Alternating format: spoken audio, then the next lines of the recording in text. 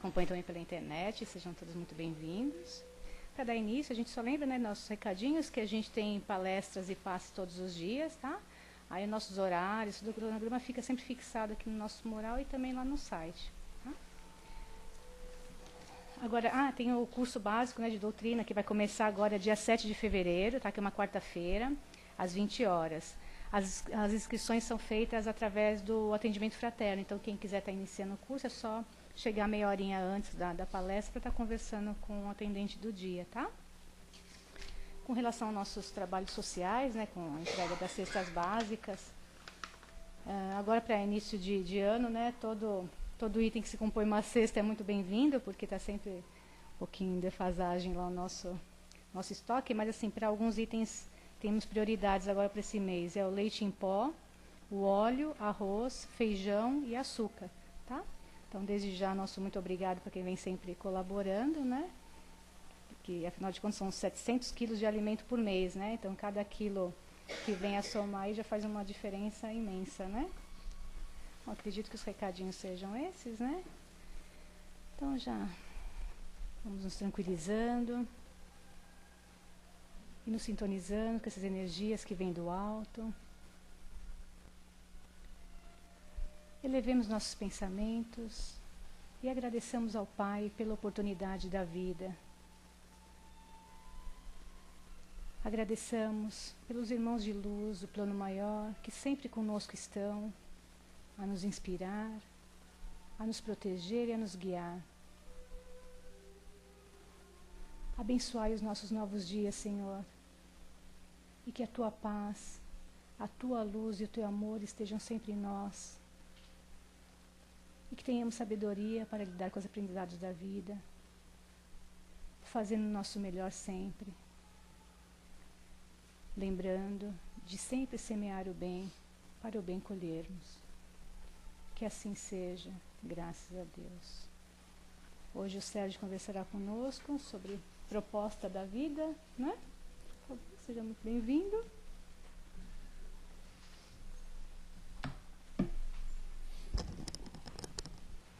Muito bom dia a todos aqui presentes. Nesse Proposta da Vida, o tema que nós trazemos, desculpem a voz, essa maneira da gente querer cantar e não saber, dá nisso, viu, gente? E esse tema, Proposta da Vida, ele vai trazer as condições que a gente possui e muitas vezes não sabemos, as nossas capacidades, as nossas condições espirituais, que são inerentes em nós, e a gente nem sabe que tem. A gente às vezes fica mendigando características, fé, provações, passa por dificuldades na vida e se esquece muitas vezes que nós temos todas as nossas capacidades, já existem dentro de nós. E a gente precisa saber como despertar isso para fora e ativar isso na nossa vida. Porque Jesus já nos lembrou.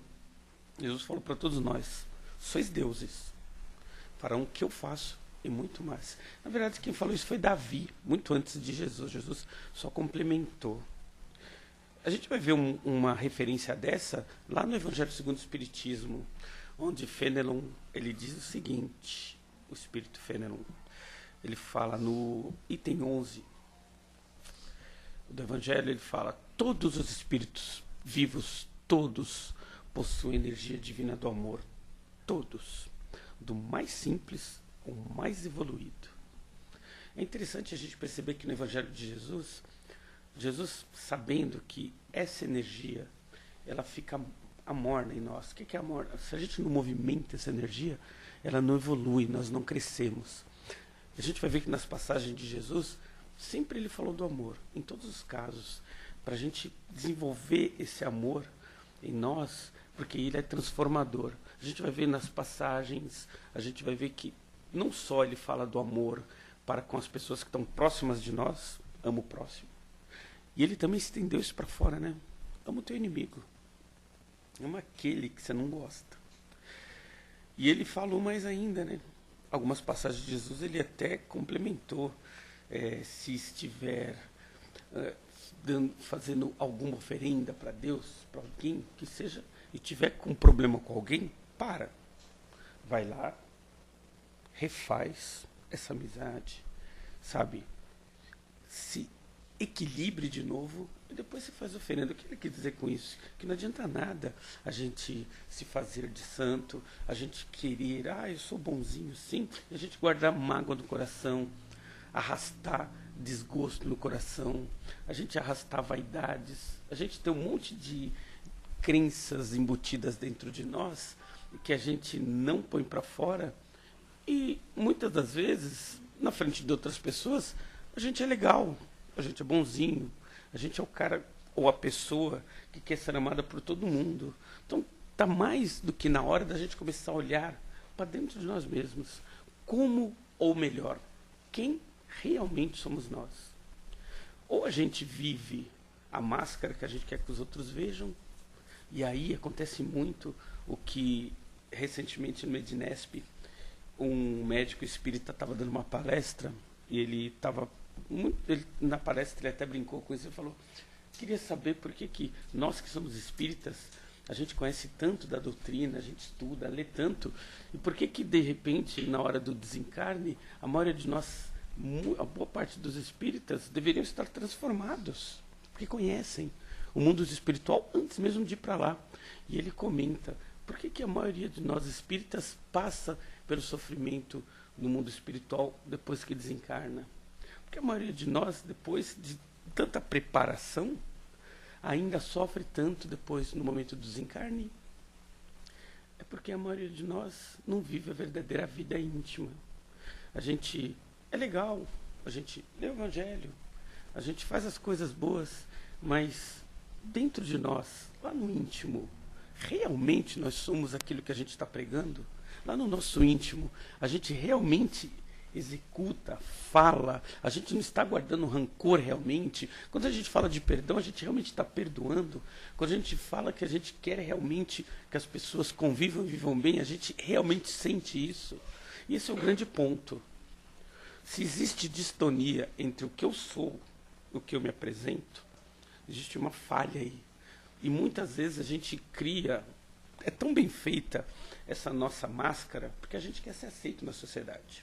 A gente quer que as pessoas nos respeitem, a gente quer fazer amizade, a gente quer que as pessoas nos convidem para as festas. Então a gente cria uma máscara de pessoas legais. O problema é quando a gente começa a acreditar nela e a gente se torna aquilo que a gente não é. Então a gente vive aquilo, mas não se transforma. Isso é o grande ponto, então, do tema. E a gente realmente começar a fazer uma varredura interior e saber realmente quem nós somos. Nós realmente, na trajetória espiritual, a gente está realmente se transformando? A gente está realmente trazendo para dentro de nós essa transformação que a doutrina espírita prega tanto? Ou, como infelizmente o médico espírita falou, a maioria de nós desencarna com mais problemas do que imagina. Porque muitos de nós se descobrem realmente desnudo no mundo espiritual, percebendo que tudo aquilo que a gente achou que tinha, não tinha, era só uma máscara. Esse é o grande ponto. Então, se olhar, se observar, entender é importante, até se conhecer. O Kardec ele diz que nós ombreamos com espíritos. Nós estamos envoltos de espíritos a todo momento. Isso é uma grande verdade, né? Nós somos espírito em primeira instância. Aquele tipo de espírito que está nos aconselhando, que está do nosso lado, que está constantemente nos envolvendo, e todos nós somos envolvidos, não adianta, mas é só um médium ostensivo. Todo mundo é médium. Todos nós somos médiums em alguma instância. Nós não nos comunicamos sem o saber. Tanto é verdade que é muito comum quando a gente tem percepções no sonho. Recentemente foi feito um trabalho de um americano e ele descobriu que o sonho, muitas vezes, não um sonho espiritual, existe dentro, obviamente, na doutrina espírita a gente estuda isso, quando nós saímos do corpo e vamos para fazer ou trabalhos espirituais, existe este sonho que, quando o espírito volta, ele simplesmente baralha a memória e vem como uma certa fantasia, mas não é esse. Ele estava falando justamente do sonho no qual a gente tem nossa vida diária, constante, e existe muita coisa que vem no inconsciente, Por exemplo, problemas que estão acontecendo a gente não está percebendo, atitudes de outras pessoas que a gente não percebe no dia a dia, mas o nosso inconsciente capta tudo. O que acontece? Ele vem através do sonho. Todos sonhamos? Todos. Ah, mas por que eu não lembro? Porque a gente não quer lembrar. E aí, nesse estudo, ele percebeu que a gente dorme mais ou menos 1/3 da nossa vida. Ele fala 1/3 jogado fora, porque é 1/3 de informação que ninguém está usando, que seria útil para a gente também. Através dos sonhos, como é que a gente faz para poder lembrar? É só querer lembrar, mais nada. Todos sonhamos. A gente só não se lembra porque a gente criou um vínculo tão forte com a vida material que a gente está se destoando da vida espiritual. E o sonho é um reflexo da vida espiritual, que vem através da incorporação. Mas, gente, não é para comprar livrinho de sonho para saber se vai ficar rico. Não é isso. Não é, eu sonhei com um passarinho, então. Não. Na verdade, o sonho é individual. Cada um de nós tem uma perspectiva da vida. Se eu sonhar, por exemplo, com um ovo frito hoje, daqui a um ano o ovo frito vai ser outra coisa para mim, para o Sérgio. Então, cada um de nós tem sua própria percepção. E tem várias coisas da nossa vida que vêm através de informações subliminares que a gente não percebe. Por quê? Porque a gente não percebe a vida. Olha que interessante. Um estudo lá de Massachusetts, eles fizeram um estudo recente e descobriu que nós, seres humanos, a grande maioria, quando se fala grande maioria, é mais de 90%, viu? A grande maioria de nós percebe apenas 10% da vida. Então, nós vivemos a 10% dela. Então, aquele estudo que eles fazem, que o cérebro humano só usa 10%, não é isso. É percepção. Percepção das coisas que estão acontecendo. Nós usamos apenas 10% de tato, olfato, paladar, memória. 10% só. Então, nós vivemos a 10% para quase tudo que a gente faz. Ou seja, a maioria das coisas que a gente faz é no automático. A gente vai para o trabalho no automático, volta, a gente conversa no automático, assiste televisão no automático, faz a maioria das coisas no automático. É interessante porque Emmanuel, ele, sem o estudo, mas Emmanuel ele comenta o seguinte, que o ser humano, qualquer ser humano, se ele usasse a sua capacidade ativa, não haveria limite para o que ele conseguisse atingir. Ou seja, voltando ao estudo, Emmanuel está falando exatamente disso. Nós não usamos nossas capacidades. Por quê? Porque a gente vive no automático. A gente vive no automático para a maioria das coisas. A gente está almoçando no automático, nem sabe o que comeu de manhã. A gente vai para o trabalho no automático, a gente está fazendo as coisas no automático. Lembram esses filmes de zumbi que as pessoas andam? É uma crítica ao automatismo humano, né? É por isso que um zumbi come o cérebro do outro. Por que ele come o cérebro? Para a pessoa parar de pensar. É uma crítica mesmo, social. É tão crítica que se vocês olharem, todo filme de zumbi, o pessoal termina onde? No shopping center, a gente comenta isso, né? As pessoas os zumbis vão tudo para o shopping no final. E é verdade, é uma crítica ao Tom Tomás, a nossa forma de vida. Nós vivemos tanto no automático que não percebemos a vida passar. E não é só Emmanuel que comenta sobre isso, que nós temos nós podíamos usar mais, mas não usamos, né, essa capacidade toda que temos. É como se fôssemos uma usina nuclear desativada. É o que acontece com a maioria de nós. Por termos tanta energia embutida e não usá-la, a gente simplesmente... Lembra, o Jesus falava do conto das moedas. A gente tem capacidades íntimas e não põe isso para fora. A gente espera que outra pessoa, alguém resolva o nosso problema. A gente sempre exterioriza o que a gente quer sem pensar que nós temos as capacidades íntimas para resolver isso. Está tudo dentro de nós. Os egípcios usavam o antigo papiro, né, que era enrolado. E eles usavam a seguinte simbologia. Conforme você vai desarrolhando o papiro, né, você vai desenvolvendo o papiro. Por quê? Lá tinha conhecimentos. O papiro era onde eles guardavam os seus maiores conhecimentos. Então, quanto mais a pessoa ia além do papiro, mais ela adquiria conhecimento e crescia na vida. E é interessante porque os gregos traduziram esse desenrolar do papiro como desenvolver. E nós adotamos o evoluir, que é a mesma coisa. É interessante porque, se a gente for ver, está tudo dentro do papiro já. Basta abrir o papiro e ler aquilo que já está lá. Em relação ao ser humano, é a mesma coisa. Tudo que nós vamos conquistar ou queremos já está dentro de nós. tudo.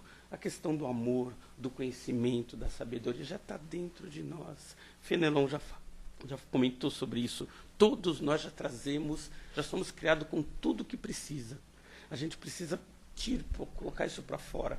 Obviamente que isso não acontece da noite para o dia, nem vai acontecer simplesmente porque agora eu quero e vai acontecer. É necessário um certo esforço. É óbvio. É necessário um esforço de reflexão, é necessário um esforço da pessoa começar a parar para poder se conhecer. Quando a gente fala se conhecer é complicado, porque a maioria de nós não se conhece. Eu acho estranho quando, por exemplo, um repórter está entrevistando uma menina na televisão. Então fulano é de tal secretária. Ele já definiu a pessoa, fulano de tal repórter. Nós não somos aquilo. Quando nós nos definimos pela profissão, a gente está simplesmente criando uma pobreza. Nós não somos aquilo. Nós somos muito mais. Cada um de nós é um universo de conhecimento, de sentimento. Por que a gente se limita tanto? É óbvio que, historicamente, nós como seres humanos, a gente padronizou conhecimento. A gente se padronizou na sociedade. E isto fez um grande mal, porque fez com que a gente se limitasse na sociedade. A gente cria, a gente se limita e a gente acha que o nosso lugar é aquele. Então a gente se coloca como esposa, como marido, como filho, mas a gente se coloca numa situação em que não tem mais crescimento interior porque a gente não vê isso. Todos nós temos capacidades limitadas. Todos nós não nascemos apenas para assumir aquela posição que temos. E mais, né? Se a gente for ver, a vida hoje que a gente está levando é reflexo da nossa própria limitação. Ou seja, a gente pode estar muito bem ou muito mal, não importa. Isso é reflexo nosso. Isso é só reflexo nosso. Quem fala isso não sou eu, André Luiz. André Luiz ele comenta o seguinte, que o espírito já traz todas as características de crescimento dentro dele. O problema é, quando o espírito se limita ao próprio conhecimento, é isso que ele vai ter na vida material. Quando o espírito ele tem dentro dele as necessidades básicas de crescimento, é isso que ele vai ter na vida material. É interessante porque isso vai lembrar um caso que o Divaldo Pereira Franco conta de uma mulher que ela trabalhava numa empresa grande e vivia reclamando.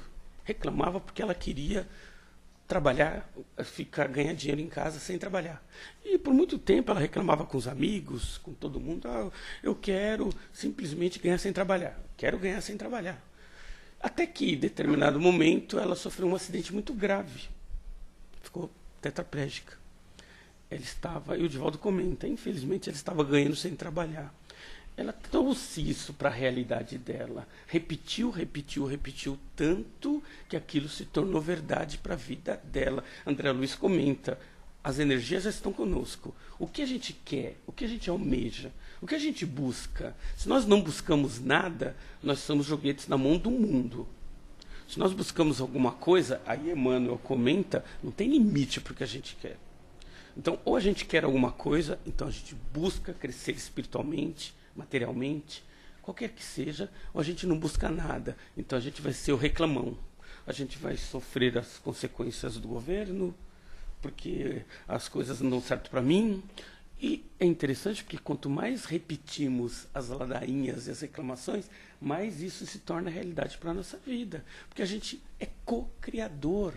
Nós criamos essa realidade. Nós temos essas condições. A Joana de Ângeles, ela diz o seguinte, que basta a gente começar a imaginar o crescimento que os mecanismos interiores do próprio espírito já começam a se manifestar na vida material. Basta imaginar. O problema é que a gente nem isso sabe. O que é imaginar? É focar o pensamento em algo que a gente queira. Quantos de nós conseguem fazer isso? Bem poucos. Porque a gente não pensa mais. Não é um problema nosso, é um problema do Ocidente. Por causa da televisão, por causa da internet, nós paramos de ter imagens mentais para criar. E a gente parou com isso. Porque existe muita imagem eletrônica e a gente se foca nelas. Mais ainda, né? Nós paramos de refletir. Sócrates lá atrás comentava, uma vida sem reflexão não vale a pena ser vivida. Quando ele falava disso, ele falava de Atenas, que as pessoas ficavam com trivialidades. Se ele visse o nosso mundo de hoje, hoje a gente tem tantas coisas para fugir da autorreflexão, nós temos a televisão, a novela, o seriado, os filmes e tantas outras coisas mais, que fazem com que a gente tenha... Alguém tem tempo de parar para refletir sobre si próprio aqui? Poucos. Pois é. Por que a gente não reflete? A gente não reflete porque a gente não tem tempo. Por que não tem tempo? Porque tem tanta coisinha para fazer no dia a dia que a gente acaba não tendo tempo de autorreflexão. Se não tem autorreflexão, não tem crescimento. É gozado porque se a gente não reflete e não tem crescimento, a gente absorve a ideia alheia. Lembra que a gente comentou aqui?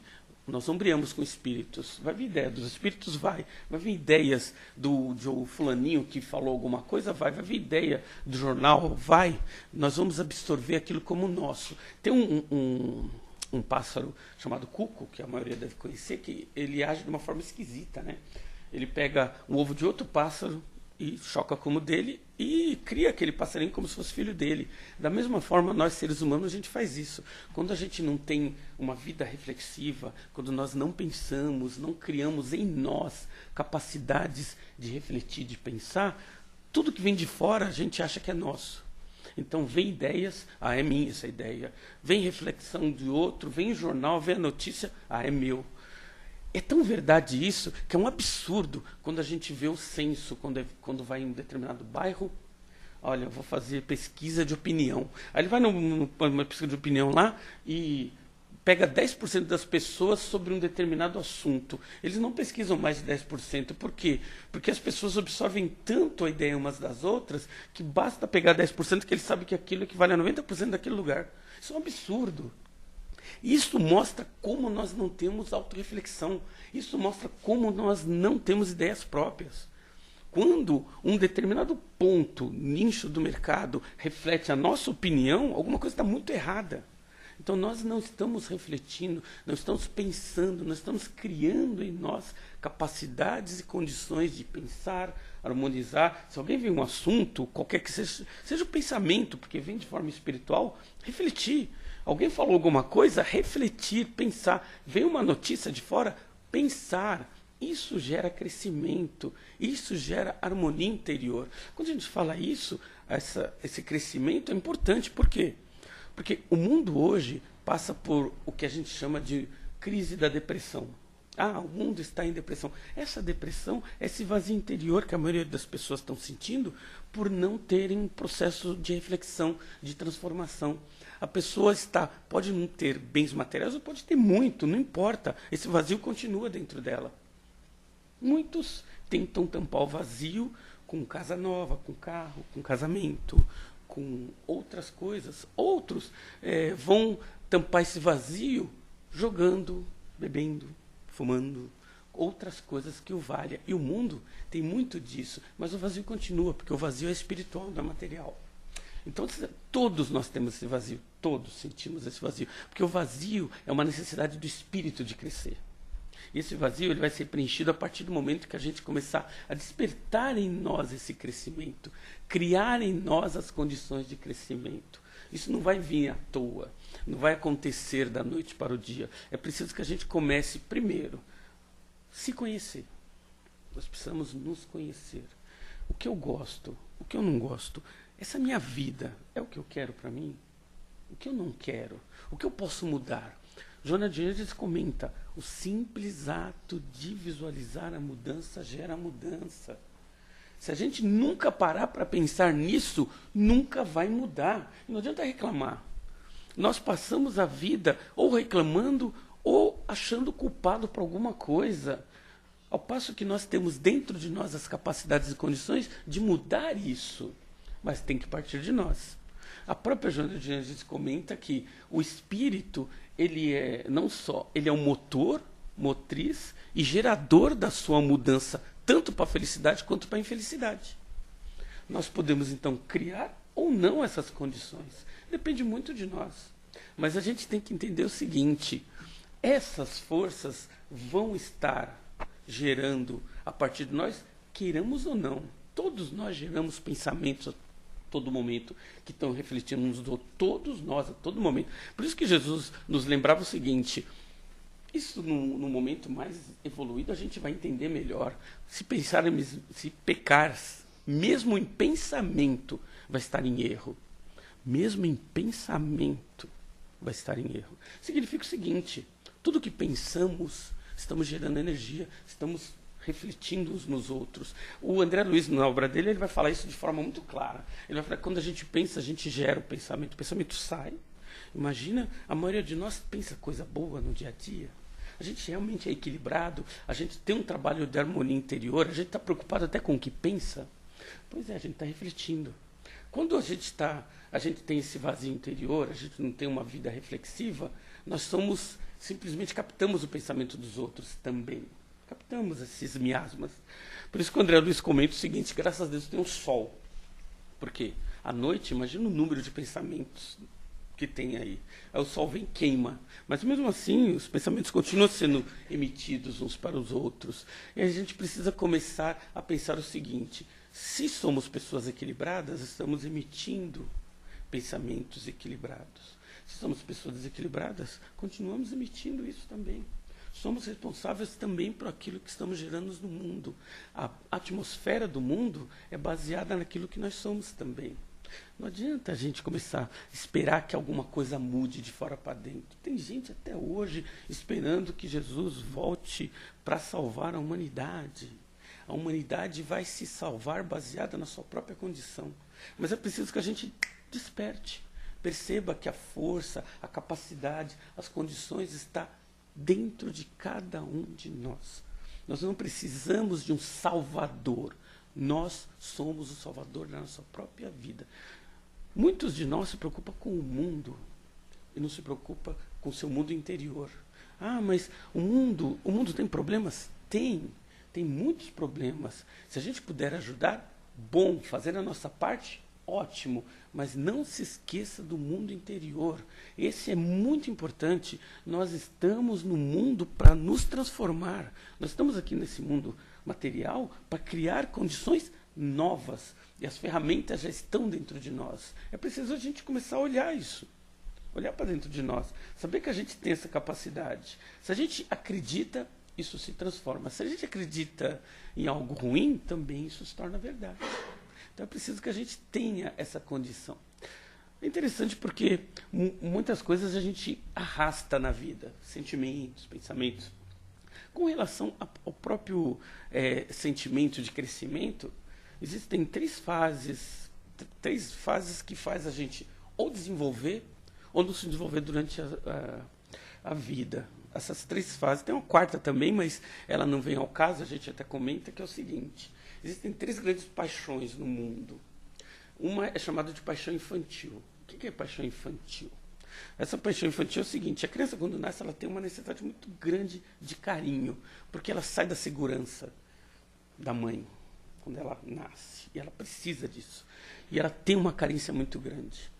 Os psicólogos dizem que essa carência a gente arrasta para o resto da vida, de alguma forma, essa necessidade de ter alguém sempre próximo, desde o nascimento. Mas aí é o seguinte: esta carência infantil faz com que, se a gente não se desenvolve nas fases até a vida adulta, nós continuamos com essa carência.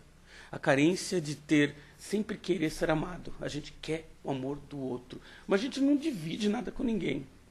Isso que a gente chama de paixão infantil. É quando a pessoa quer do outro, suga dos outros, mas não dá nada de si. É como uma criança mesmo, é um bebê. O bebê, ele precisa de muito, mas ele não dá nada.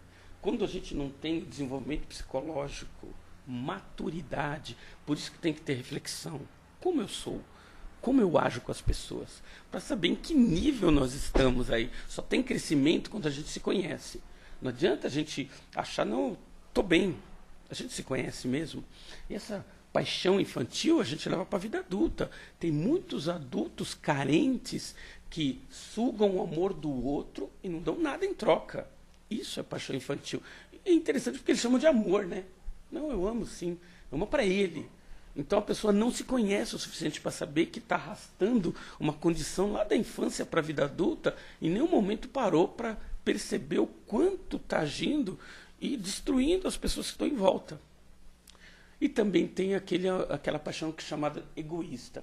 A paixão egoísta é diferente da infantil. A infantil, a pessoa realmente quer de todo mundo, não dá nada. O egoísta, a paixão egoísta é aquela pessoa que na infância também ela teve problemas, ela não teve a proximidade dos pais, se teve, não percebeu tanto ou queria muito mais do que os pais poderiam dar e cresce com uma grande necessidade de chamar atenção.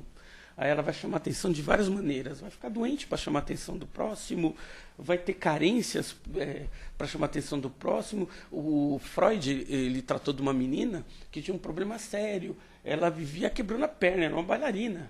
Chamava atenção. E é interessante porque parecia um acidente real mesmo. Ela foi pegar um ônibus, caiu, quebrou perna. E o Freud ele percebeu que era uma carência. Essa carência do egoísmo mesmo, de ter sempre pessoas cuidando dela. A gente tem que tomar cuidado, porque muitos de nós caímos nisso aí também. A gente quer cuidado de todo mundo à nossa volta. E é interessante porque na vida vão acontecer fatos que vão parecer acidentes para chamar atenção para a gente. Não são acidentes, a gente está provocando isso. Existe o quarto tipo de paixão, que a gente vai começar a chamar de amor, que é quando a pessoa se desprende dessa paixão, ela supera essa paixão infantil, ela consegue superar o egoísmo, porque todos nós passamos por elas, todos. E ela começa a doar. E ela vai se doar para outra pessoa, ela começa a já querer o bem da outra pessoa, não só o dela, e ela começa a fazer o bem. E é quando a pessoa começa a ir além do que ela faz o bem para ela, para os que estão perto dela, mas também agora deixa eu ir para outras pessoas que precisam. Então a pessoa já está num outro nível, ela começa a doar aquilo que ela tem para o outro. E também tem um quarto nível, que esse aí a gente chama de um amor crístico. É quando a pessoa só doa. Ela já nem precisa mais receber.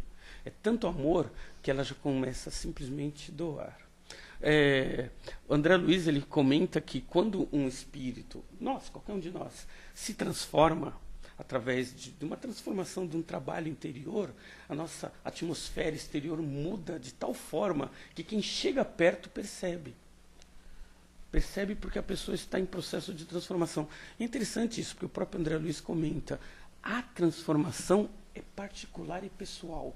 Ninguém vai saber o momento em que a gente realmente está fazendo uma luta interior para se transformar. Nem a pessoa mais íntima nossa. Porque é um trabalho tão íntimo. Não é um trabalho de vou dar a cesta básica, eu vou no Himalaia ajudar as crianças carentes. Não é isso.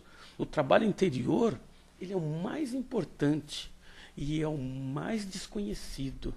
Porque esse tipo de trabalho a gente não vai mostrar para ninguém. Ninguém vai ver, só nós. E esse é o trabalho da nossa vida. Porque é ele que vai gerar transformação. Madre Teresa de Calcutá, ela comenta uma coisa interessante. Ela fala, não importa na sua vida o esforço que você teve para fazer determinado trabalho. Sabe, o trabalho que deu para você no seu casamento, para cuidar dos seus filhos, para você ser um bom marido, não importa para Deus isso. Não importa. Você se dedicou tanto, não importa. Mas ela fala o seguinte, o que importa é quanto de amor você colocou naquele trabalho. Isso é a única coisa que importa. Muita paz a todos. Alguém quer fazer alguma pergunta, algum comentário?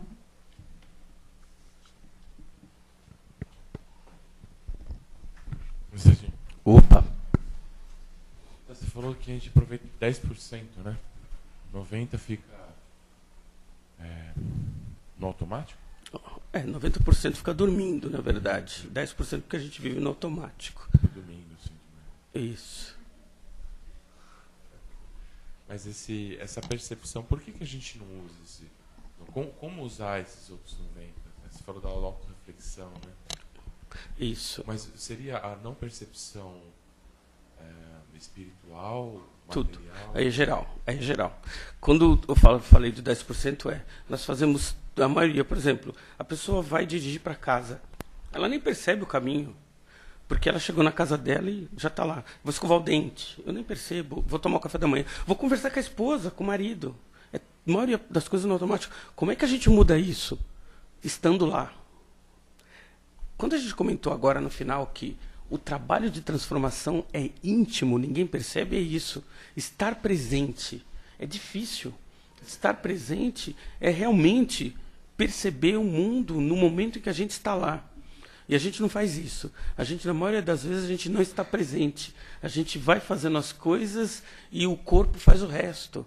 Então, o estar presente que é o mais difícil. E é um exercício constante esse.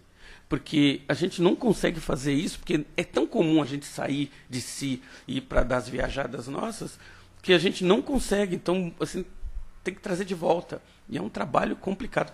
Na verdade, eu não comentei, mas existe um momento em que a gente está 100% presente. Alguém quer saber qual é ou todo mundo já percebeu qual é? É aquele lá mesmo. Ali a gente está 100% presente. Não preciso falar, né?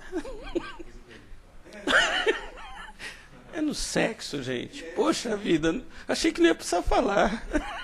Ali, a gente está 100% presente, porque a gente percebe o corpo, a pessoa, nós mesmos. É ali. Se a gente tivesse essa mesma capacidade na nossa vida, a gente seria... O mundo não seria de expiação, seria já um mundo iluminado. Mais alguém? Bom dia, Sérgio. Bom dia. Eu achei muito interessante essa questão sobre essa reflexão e sobre a autolimitação, né? Eu gostaria de saber de você se você acredita que existem pessoas, organizações ou empresas que têm essa noção exata aí da autolimitação humana de quase todas as pessoas. E se essas entidades aí, se elas utilizam desse conhecimento para escravizar ou levar algum tipo de vantagem sobre a maioria das pessoas, de nós. Teoria da conspiração, né? Na verdade, é assim, se a gente for ver... vou dar um exemplo para você entender, sem entrar na teoria. Na Europa, quando você tem um noticiário, você tem para a mesma notícia, você tem duas opiniões. Por que eles fazem isso na Europa? Eles vão falar uma notícia. Um cara vai falar uma coisa, o outro vai colocar o contraponto. Quem está assistindo começa a refletir sobre os pontos. No Brasil, a gente só tem um único ponto da notícia. Por quê? Para você nem pensar. Então, daí para frente, você começa a pensar sobre todo o resto. Tá? Então, em lugares em que as pessoas realmente se preocupam com a opinião, as coisas são diferentes. Em lugar que as pessoas querem que as pessoas não tenham opinião, você vai ver que é um exemplo claro. Eu sempre comento sobre isso. O futebol é na quarta-feira porque é o dia de alívio. Percebam, toda vez que o jornal falar da Globo, vai que todo mundo assiste, ele dá uma notícia muito complicada, ele vai falar de esporte em seguida. Ninguém percebeu isso? Pois é. Você esquece em seguida da notícia que acabou de ver. Então você não reflete. Mas não é teoria da conspiração, tá, gente? Isso é só uma constatação. É um fato. Mais alguém?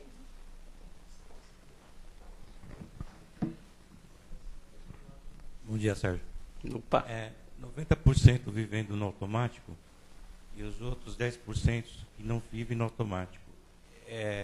Se esses 10% se destacarem, ele, ao ver das pessoas, não são assim vistas como pessoas loucas, assim, um diferencial de pensamento, que às vezes quer impor às pessoas e as pessoas acham, pô, esse cara é louco. Então, você tocou num ponto interessante.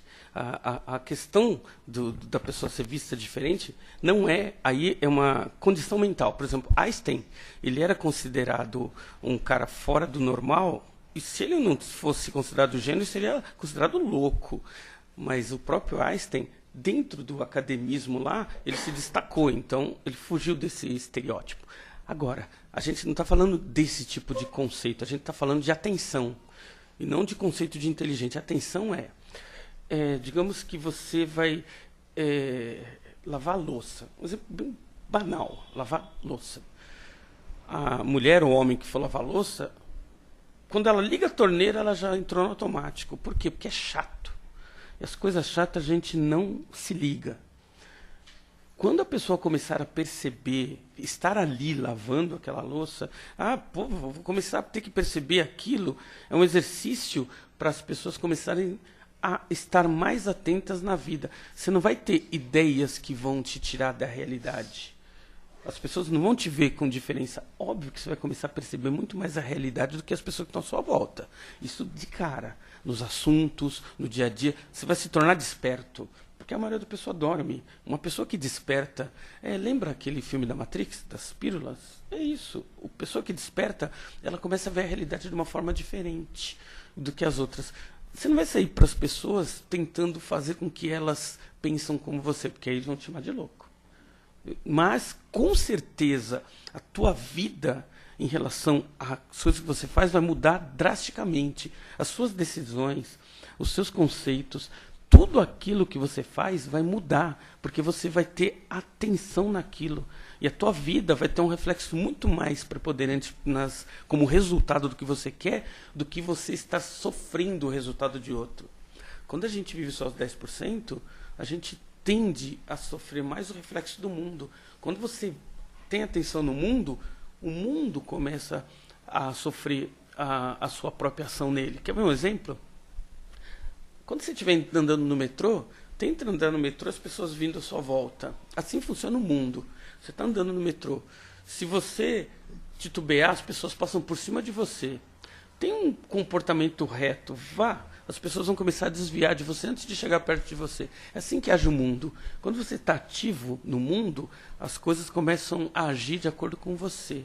Faça um teste. Agora, quando você está titubeante lá, as pessoas te levam para trás de novo. É assim que funciona. E é prático isso, não é fantasia. É real. Mais alguém? Espero que tenham entendido alguma coisa, tá, gente?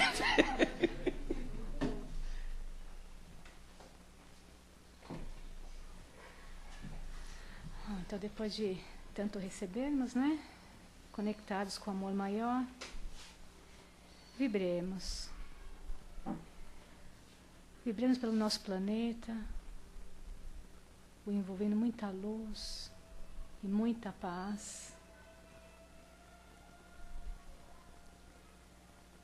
Vibremos pelos enfermos que estejam passando por uma dor física ou emocional, para que essas vibrações lhes cheguem em forma de alívio e conforto.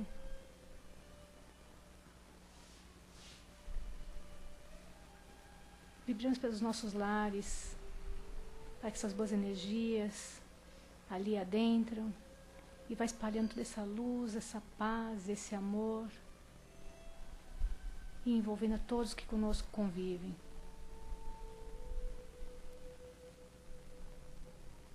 E assim, com os corações preenchidos de gratidão pela oportunidade de aqui estarmos, lhe pedimos, Senhor, que abençoe a nossa nova semana e que sigamos sempre no caminho do bem. Que seja uma semana de muita paz, alegrias, conquistas positivas e reflexões também através de tudo que aqui recebemos. Que assim seja, graças a Deus.